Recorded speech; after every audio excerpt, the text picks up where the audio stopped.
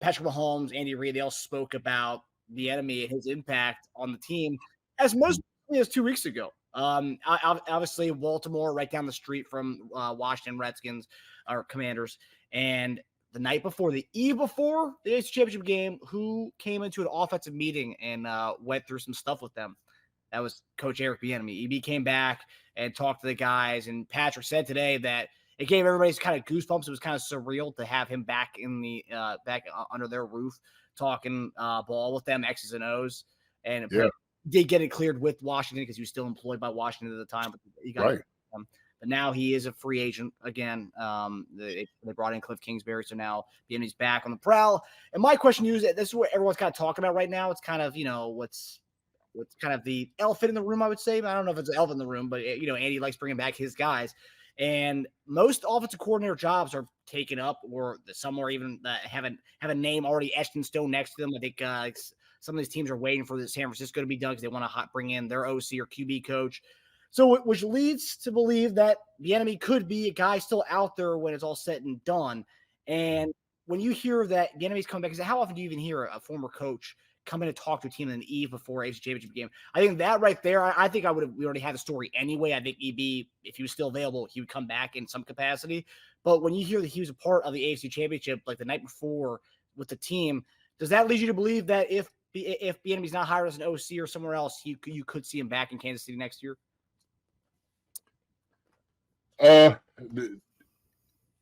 Yes, it possibly, especially if he doesn't have an opportunity anywhere else. It would just make sense to get him back. So I have mixed feelings about this. I really do, and I see a lot of people celebrating it. And I tell you what, let me start with this.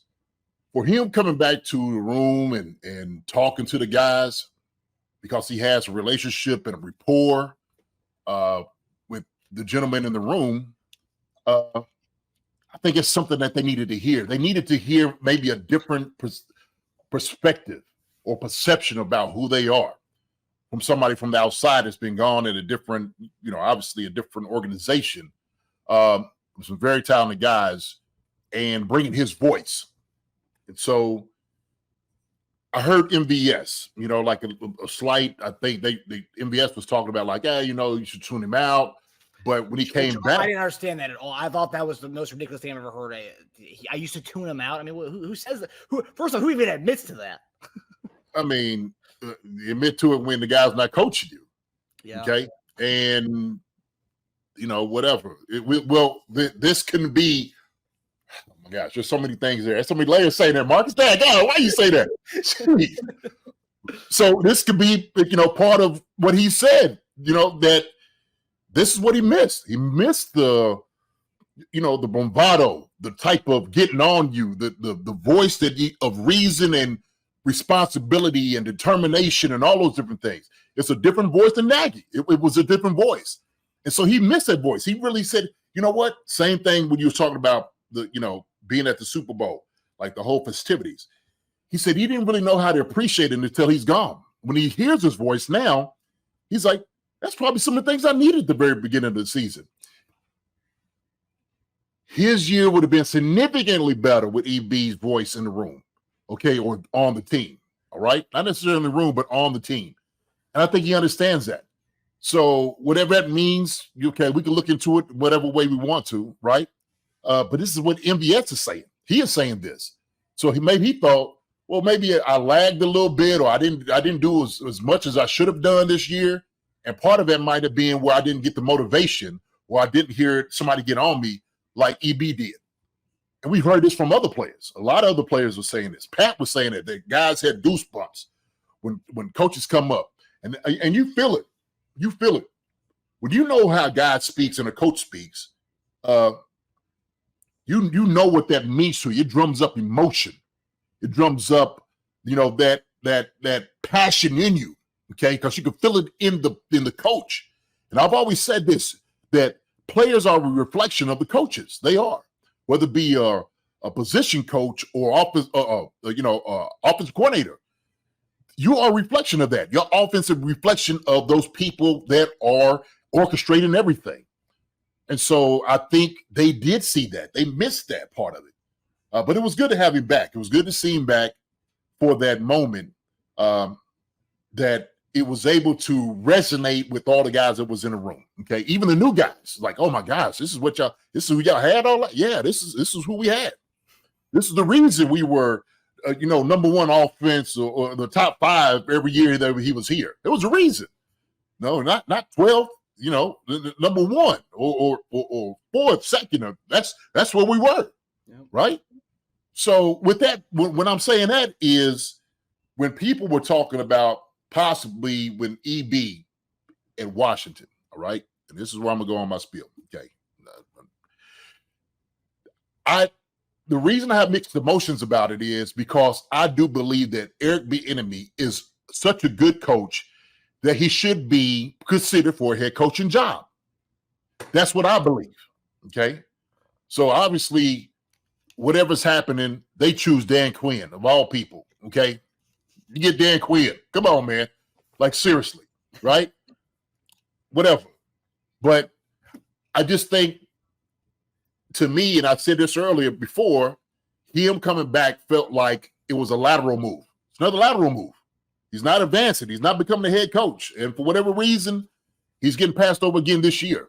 There's guys that became head coaches this year that I feel like don't have the cachet and the history that EB has. They just don't. Let's just be honest. We can look at all the accomplishments of these guys that got head coaching jobs. Some of these guys don't have the things that EB got.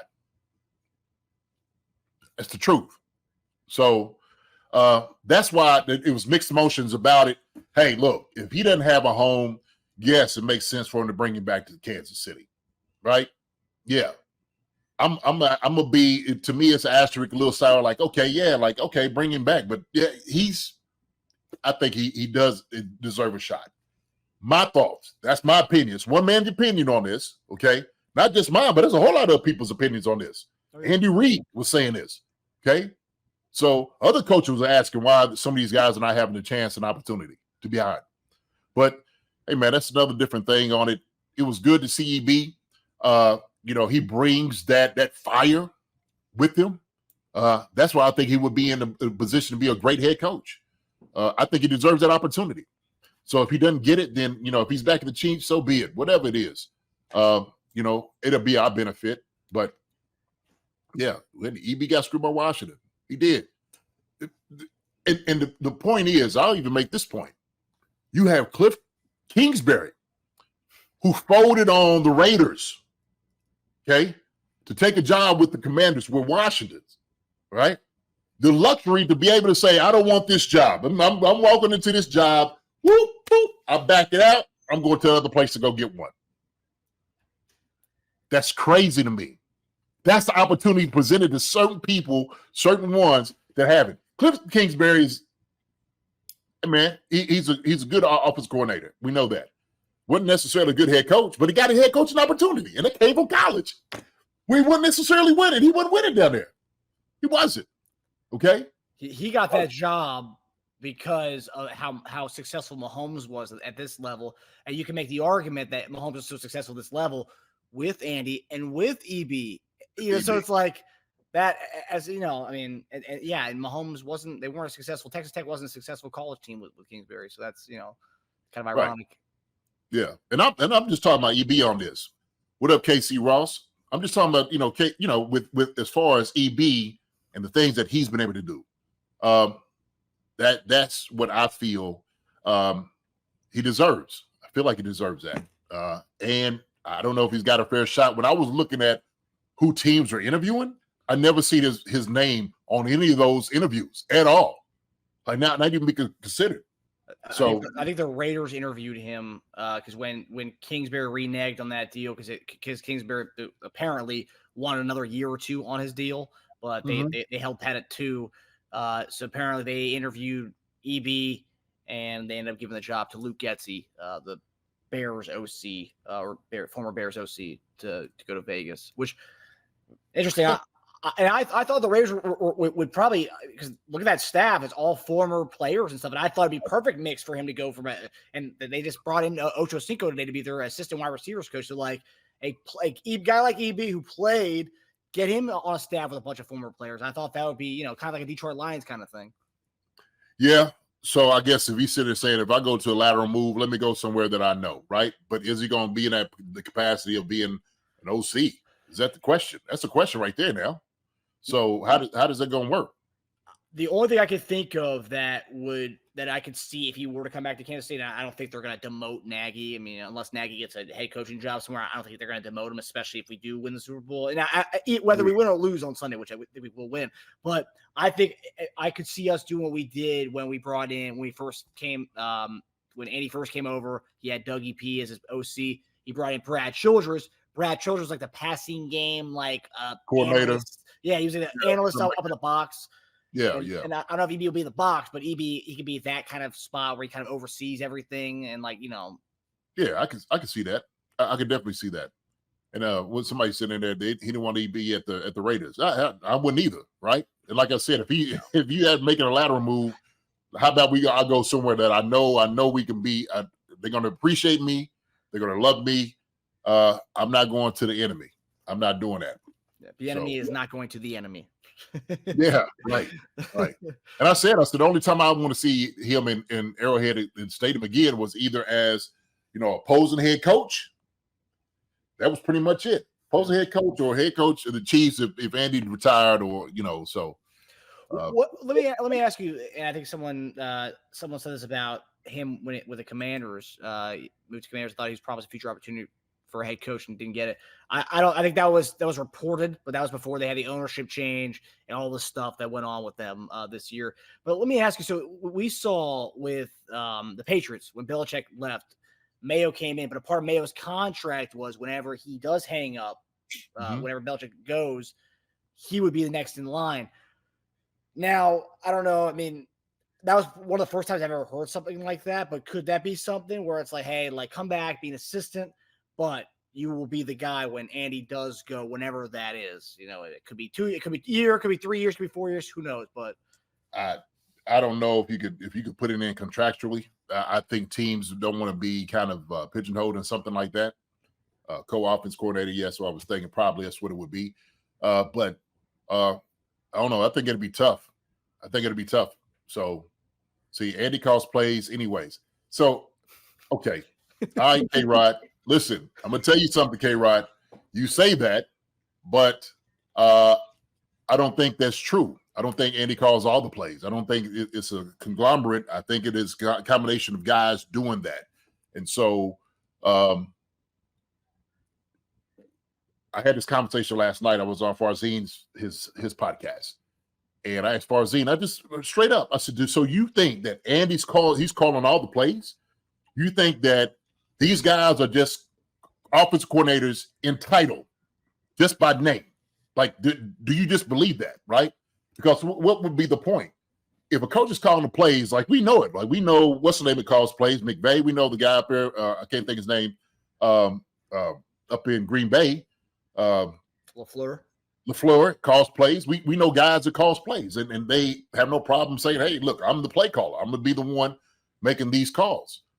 So it wouldn't make any sense for Andy to say, "Hey, look, these guys are calling plays. EBs are calling plays. He's doing these things," and then all of a sudden, just kind of go back. Well, I was just kidding. I just wanted to see trying to help him out. I don't believe it's as simple as Andy doing that, because everybody would say it's the same thing. We keep going back to it. When things are going wrong, they blame EB or they blame Nagy. When things are going right, it's Andy making the calls, right? So people wanted to have their druthers. They want to have it both ways. And okay, well that if it goes right, yay, way to take the reins, Andy. Goes wrong, boo, it's Nagy doing these things. So, who's the one that's incompetent? Who's complicit? Who's is Andy calling some of these bad plays? If he's calling the plays, the plays that's going on, and we've seen the offense sputter and didn't look as consistent as it we thought it would be. 12th ranked, is that Andy? Is that Andy's 12th ranked offense that he's calling? I'm just saying, it's a question, right? What we doing? And that's the thing that's all bogus about the whole thing, because we saw with Nagy the first time, we saw with Doug Peterson, we saw every time the offense does not look good, it's always the OC's fault. And you can fill in the blank when it's Bieniemy, Nagy, Doug Peterson. But when the offense looks good, that's Andy's calling the plays today. You tell Andy's calling the plays today. What? But the last week it was the OC, but this week we look good, so it's Andy calling the plays. That's the whole thing. It's just the stupid narrative that comes with it. I think it's kind of more of a, and I said it's like a unimind, right? Like it's high mentality. Like they know going into the game what we're thinking about doing, how we're going to attack this, and they're probably on the headsets talking to one another, right? About what's the suggestions, what we're thinking about, and what the next series is going to look like. Okay, how we're going to tackle. When he said Andy admits that he takes calls from others, even a janitor. Well, he's taking suggestions on calls and plays, which I'm sure other people do. You know, somebody writes something up and it looks good. Like, man, let me take a look at that.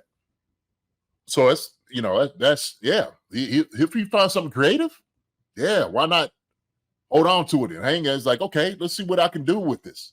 Yeah. So and I think I was watching a whole documentary. It was kind of the art of play calling, and it was talking about how like some of these coaches, Andy, we've seen him bring in plays from like the Rose Bowl of 1962.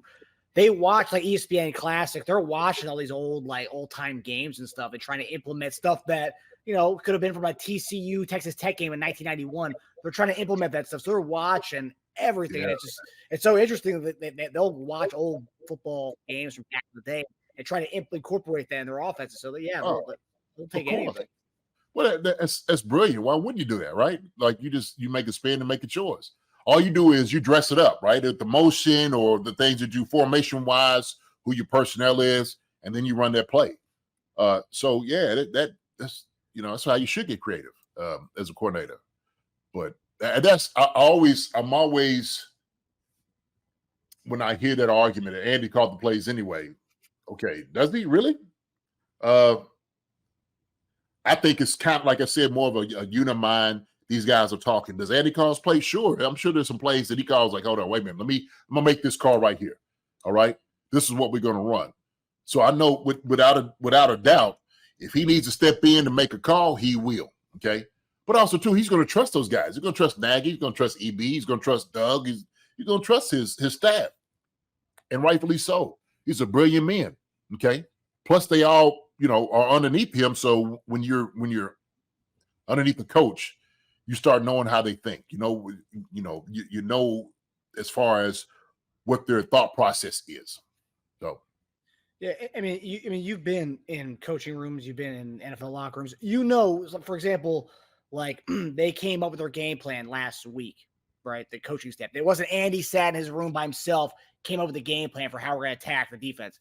No, that was a room with all the offensive guys in there coming up with the game plan or the first drive script. That's like you talked about many times. It's a collaborative effort. It's not Andy's just in the dungeon making plays. His play sheet of the first 10 plays. No, that's not just him doing that. It's the whole group doing that. Right. I mean, why wouldn't you want to use all minds? Okay. So this makes sense. Sense. So yeah, EB coming back does look like that, but hey, we'll talk about it. That's a later date. Yeah. I just thought we couldn't pass the story when I saw that he was talking to the team the night before the AFC Championship game. And that's powerful stuff. Hey man, give him some fire. That come in with all type of fire, dynamite, whatever you need to do to get these guys going. Okay, and if you need that extra voice to come in as just a spark to give it to you, that more life, yeah, man, bring him in. Bring everybody in. Shoot, bring JD in. Bring me in. Shoot, I got something for him. Okay. I get them jokers going. Got some fire to me. Got some fire. Oh, we know it. Oh, yeah. Hi, everybody. Thanks for watching. Subscribe here to get the latest from the show. Also, be sure to check out the best clips from Chief Concerns. And if you prefer to listen to the show, subscribe and follow us on Apple Podcasts, Spotify, and anywhere else you get your podcasts.